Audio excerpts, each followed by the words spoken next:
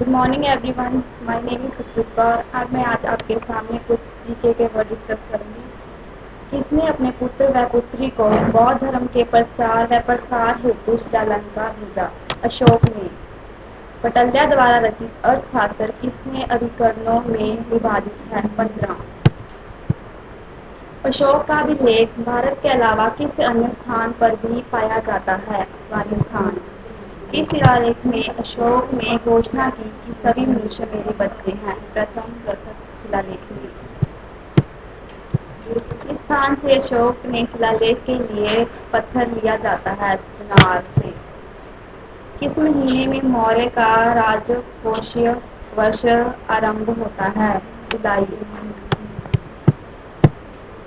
इस जैन ग्रंथ में चंद्रगुप्त मौर्य के जैन धर्म अपनाने का उल्लेख मिलता है? पृष्ठ पर्व में। चंद्रगुप्त मौर्य का संघर्ष किस यूनानी शासक से हुआ? सल्जूकन से। परियन में चंद्रगुप्त मौर्य को क्या नाम दिया? सेड्रोपोटस। किस ग्रंथ में चंद्रगुप्त मौर्य के लिए कुलहीन शब्द का प्रयोग हुआ? मुद्रा राष्ट्र।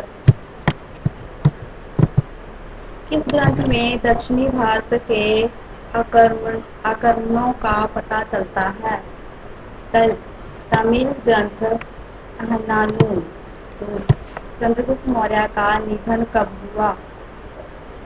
297 ईस्वी पूर्व। चाणक्य किस विशिष्ट विद्यालय में शिक्षक थे? तक्षशिला विश्वविद्यालय में।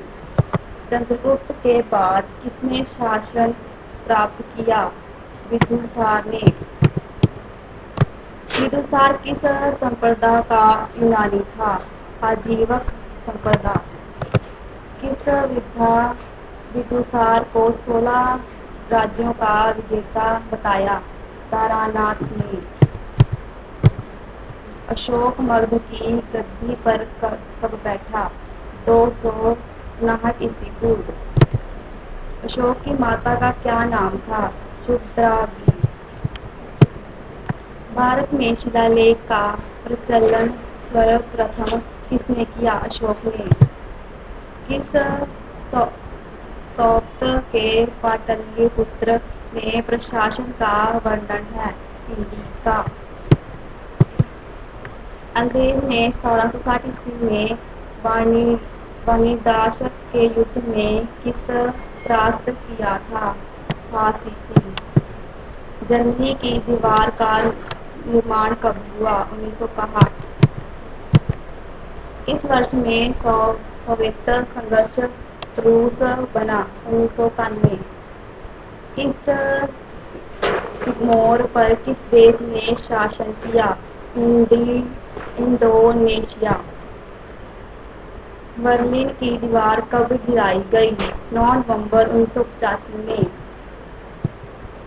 चीन में लाल क्रांति हुई थी? 1949।